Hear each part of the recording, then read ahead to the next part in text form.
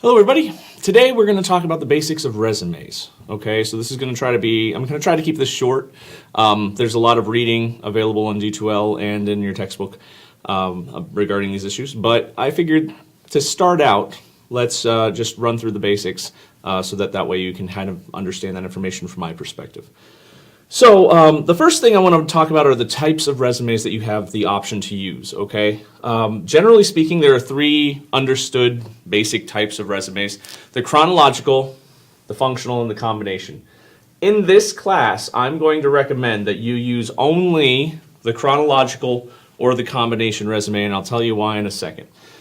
First, to understand the chronological resume, this deals a lot with time. That's where it gets the name from, the chronological resume. It deals with the listing of your experiences from newest first to oldest. All right? You begin with the newest experiences, you end with the oldest experiences. This is really important because skills degrade over time, okay?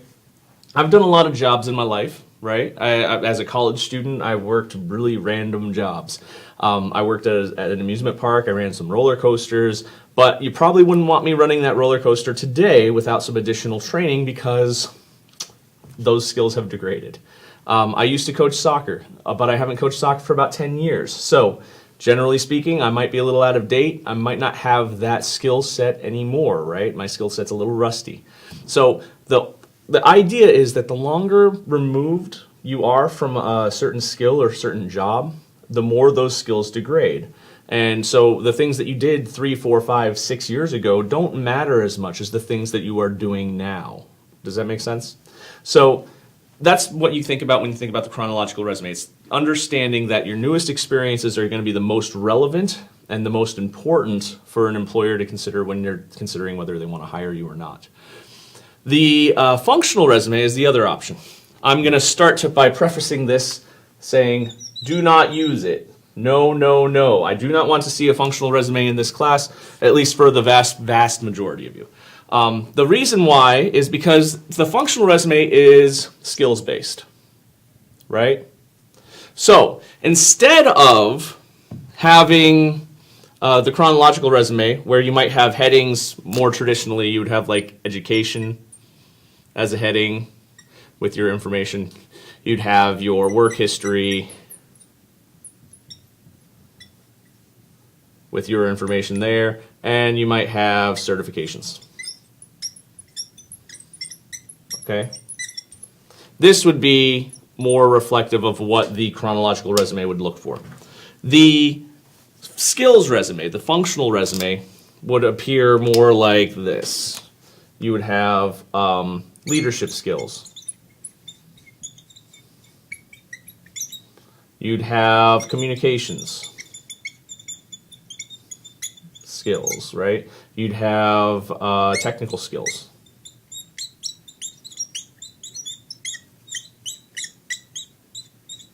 Okay? So instead of having these sorts of headings, which are going to be more oriented about the experiences, you're going to have headings that focus more on skill sets, and then you're going to have maybe bullets from multiple jobs appearing underneath leadership. So I might, if I was doing a functional resume, I would have a leadership heading, and I would talk about all the places I had leadership. So I worked as a career counselor at Slippery Rock University. I'd throw that under there because I counseled students, and I worked as a liaison between Slippery Rock University and employers like Westinghouse, U.S. Steel, McKesson. These were some of the big companies that are around the Pittsburgh area. Some of them you might even have heard of here. So those are huge companies. Obviously, U.S. Steel you've heard of here. That shows leadership, right? Communication skills. I have degrees in communications, right? I have a bachelor's degree in writing. I have a master's degree in composition studies and literature, and I have a PhD in composition, rhetoric, and applied linguistics. So therefore, I have those skills. I've been teaching communication skills at 3 different universities, three colleges and universities since 2008, roughly. I have technical skills, right? So I'm using technology in different ways. I publish websites, so therefore I have some technical skills, so I'd have some bullets under there listing those. But the thing is, each of those experiences, each of those skills is derived from a different experience I had. Does that make sense? So I'm focusing on the skills more than I am focusing on the experiences. Now, the reason why we have a functional resume to begin with would be, for example, when I was working at a community college, we had a lot of people in coal country. The coal mines were closing down, the steel mills were shutting down, and we had a lot of guys that had jobs in the steel industry that were there for 20 years or so. They need 10 more years of work before they can qualify for retirement benefits, right? Before they could gather their 401ks and stuff. So what they ended up doing is they went to college. They went to a community college to get some basic skill sets so they could be a nurse's aide and some other, those kinds of jobs. And so what they did was they had a lot of skills, but they didn't have experience in the field. They had skills that would transfer into the field, though. So by listing their skills resume, by listing their credentials in a functional resume, they were able to identify how their skills match up with different companies, glossing over the fact that they don't have any relevant work history within that field specifically. Now, the downside to that is that employers understand that the functional resume is very good at covering up for people who don't have a whole lot of experience in their field, and they're very good at covering up gaps in work history that aren't explained, right? So if somebody takes a leave of absence unexpectedly, they're out of the job market for a while, the employer, if they see that 6-month, year, 2-year gap in their work history, they're going to have some questions. Whereas in the skills resume, it kind of glosses over it, and it's good at concealing that. Problem is, because employers understand that, they're skeptical. So if they see a functional resume, they're going to start looking at why. Why did this person do this to themselves, kind of a thing. So use it very sparingly, only in really, really select circumstances would I even suggest using it. The vast majority of you are going to be in the chronological or the combination. Now, the reason why I would say combination is because this is a blend of experience and skills, all right? All right, and the reason why I would say go here before you go to the functional resume is because a combination resume looks a lot like a chronological resume, right? You're going to have a lot of the same headings. But the one thing that's going to stand out is you're going to also maybe have a heading that says, skills summary. All right, and this is where you might list your technical capabilities, your communication skills, all that stuff. You might develop bullets that talk about your skills there through a skills summary, or some people might call that a summary of qualifications. And they'll use that to highlight their relevant skill sets, their transferable skill sets, before they even get into the rest of the resume. But the summary of skills at the beginning is followed by what is traditionally a normal chronological resume. So I hope that helps to clarify what these types of resumes are and why you would use them. Reasons why you would use a chronological resume would be best if you had some experience in the field, right? So if you've had a series of internships, you've already proven yourself in the field a little bit. You're maybe a senior in college and you're about ready to graduate and you have enough experience to kind of be competitive for those entry-level jobs. I would say go ahead and use the chronological resume. That's perfectly fine. If you don't have a whole lot of experience in your field, maybe you don't have your internship yet, you're going to the career fair this upcoming term and you're going to knock it out of the park and get that internship, what I would say is use the combination resume. All right, because it'll allow you to highlight your experiences that you do have, but it also allows you to acknowledge the transferable skill sets that you have that will make you qualified for that internship and make you competitive for that internship. So, experience in the field, going for the entry-level position, chronological. Not a whole lot of experience in your field, going for the internship, go to the combination. All right, so that's essentially the basics of the types of resumes. Now let's talk about the content that you need to have when you're putting these resumes together, okay? So we already talked about some of these headings. We talked about your work history. We talked about certifications. Everybody's resume is going to be a little bit different, depending on the skills that you possess, the experiences that you possess. If you have internships, you're going to represent those internships differently for different career paths. So let's think about a couple of different fields and what those headings might look like. All of you, of course, are going to have an education section. All right? And in that education section, you're going to have to highlight at least, all right, at least, because some of you are going to have 2-year degrees, some of you might go on for a master's degree, but for right now, you're at least going to have, the University of Wisconsin Stout. All right, remember that's a hyphen there. Or I guess technically it's an N dash or something. M dash. Anyway, the University of Wisconsin Stout.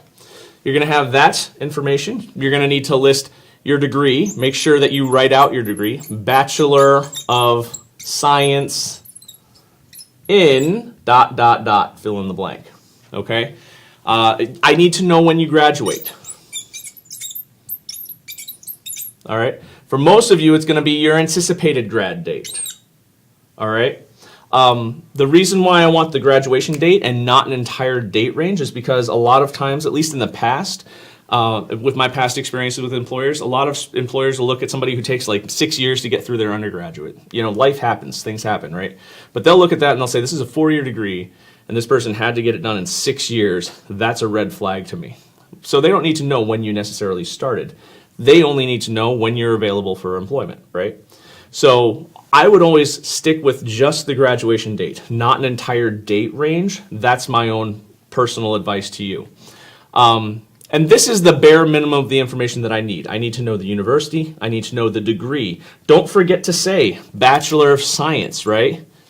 You don't just want to say I'm a major in business, right? You majored in business, yeah, but okay, what was the level of degree? Is it an associate's degree? Is it a bachelor's degree? Is it a master's degree, MBA? What kind of credential is that, right?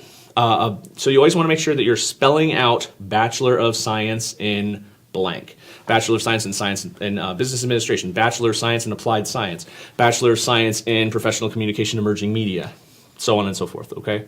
Make sure you spell things out. Do not abbreviate.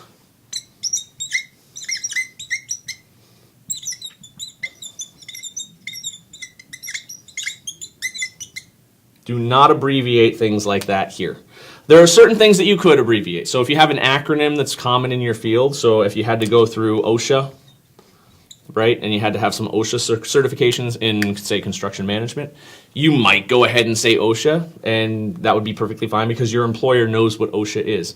The problem with abbreviating like the names like the University of Wisconsin Stout, the reason why you're not going to say UW Stout is because if I'm in Wyoming, I'm going to look at UW and I'm going to think, oh, University of Wyoming, but there's no University of Wyoming Stout. That's confusing. Or if I'm in Washington State, I might look at that UW and instantly I think, oh yeah, I'm thinking Washington State, right? Or the University of Washington. Personally, I grew up on the East Coast. And so whenever I heard of the U of M was the University of Maryland. And so when I came here and people talked about the University of Maryland, I was confused, right? Because the University of Maryland isn't here. And then it took me a while to realize, oh no, they mean Minnesota, right? So that's just one of those things where abbreviations are vague, right? And so you want to make sure that you're as clear as you can be when you're listing information on your resume. So avoid abbreviating things unnecessarily, and make sure that at least this information is included in your education section, okay? That's the main thing I want you to come across with. Other things that you're going to include, obviously, most of you will have some kind of a work history, all right? So you could have work history or professional experience.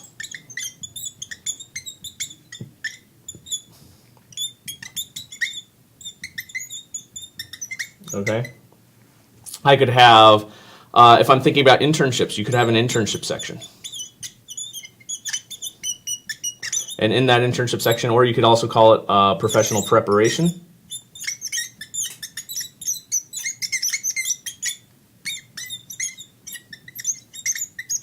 The reason why I would have that as an option is because in education, You might have student teaching, right? And that's kind of their version of internships. So because of the student teaching, because of the nature of the field experiences that you need in certain areas of education, you might have professional preparation in some cases. Internships would work perfectly fine with most of you, and that's going to be a word that most employers' eye is going to gravitate naturally to. So you could have an internship section. You might have, like I said, a certifications.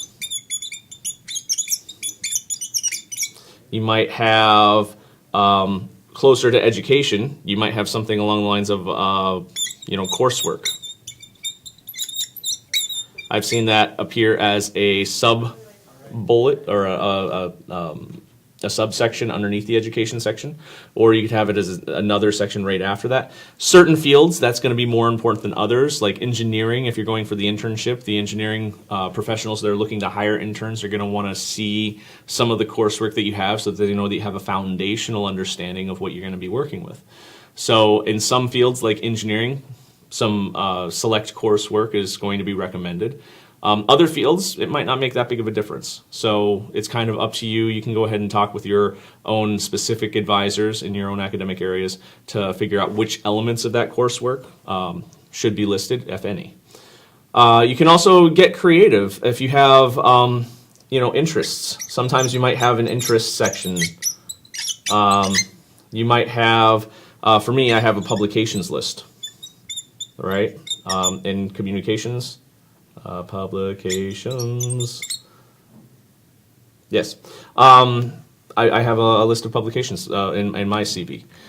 You might have any variety of things, okay?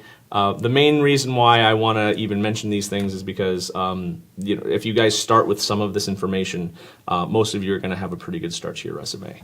Other things that you might have, I like to use an objective.